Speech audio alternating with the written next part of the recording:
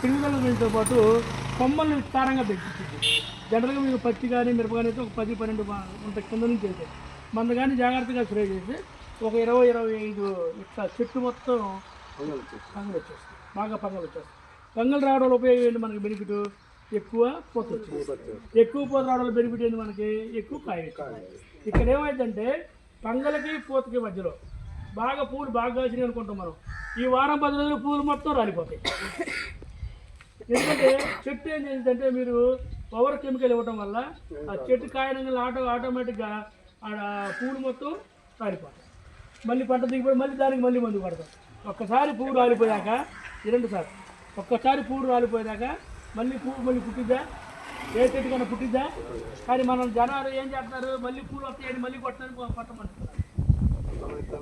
రాదు. కానీ మనం ఏంటంటే ఆత్మసంతృప్తి కోసం పొలాన్ని చూసి ఉండలేం కాబట్టి మళ్ళీ మనం పందుకు స్ప్రే చేస్తాం. సో మన ప్రోడక్ట్ గొప్పతనం ఏంటంటే ఒక్కసారి మీరు కొట్టిన తర్వాత పూలు రావు. ఫస్ట్ ఉండ పూలు జాగ్రత్తగా కాపాడుతుంది. రెండోది ఇమ్యూనిటీ ఎక్కువ ఉండటం వల్ల చీడపీడల బాధ నుంచి మనం తప్పుకోవచ్చు. ఫస్ట్ మనకి ఏంటంటే చెట్టు బాగుంది అనుకోండి, ఇప్పుడు మనమే ఉన్నామండి, ఆరోగ్యంగా ఉంటే ఏ జ్వరం వచ్చినా ఆగిద్దా? ఇమ్యూనిటీ డౌన్ అవ్వడం వల్ల మన జ్వరాలు, తలనొప్పులు, జలుబులు ఇవన్నీ వస్తుంటాయి. ఇక్కడ చెట్టు కూడా మనలాంటి మనిషి అది కూడా. చెట్టు కింద కూర్చున్నాం మనం ఎన్నో సంవత్సరాల నుంచి ఉంది. దానికి ఎవరు నీళ్ళు పోతున్నారు? యాప్ చెట్టుకి ఎవరైనా పోసారు? వచ్చి ఒక బిన్నె తీసుకొచ్చి నీళ్ళు పోసే వాళ్ళు ఉన్నారా? కానీ వెనకటే 50-60 ఏళ్ళ క్రితం మన ఇంట్లో ఊరు ఉన్న చెట్లన్నీ పూజించడానికి ఏం చేసేవాళ్ళు? పూజారి పేరుతో నీళ్ళు పోసేవాళ్ళు. పూజారి పేరుతో నీళ్ళు పోసేవారు. ఆ నీళ్ళు పోయడం వల్ల చెట్టు తిరిగి ఆ ఊరికి ఉపయోగపడేది.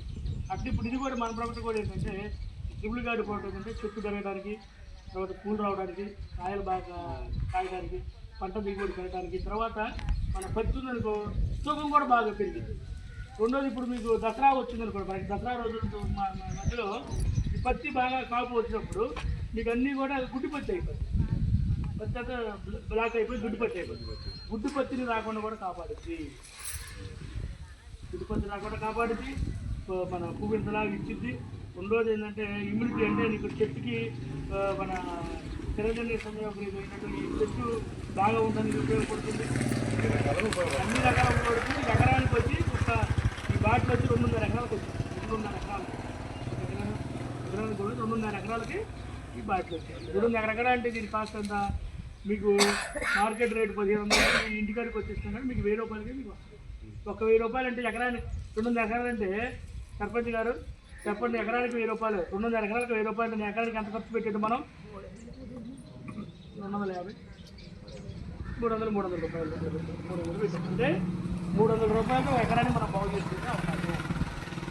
ఇది మీరు ఎంతమందికి తెలియజేస్తే అంతమంది రైతులు దీని ద్వారా బాగుపడతారు.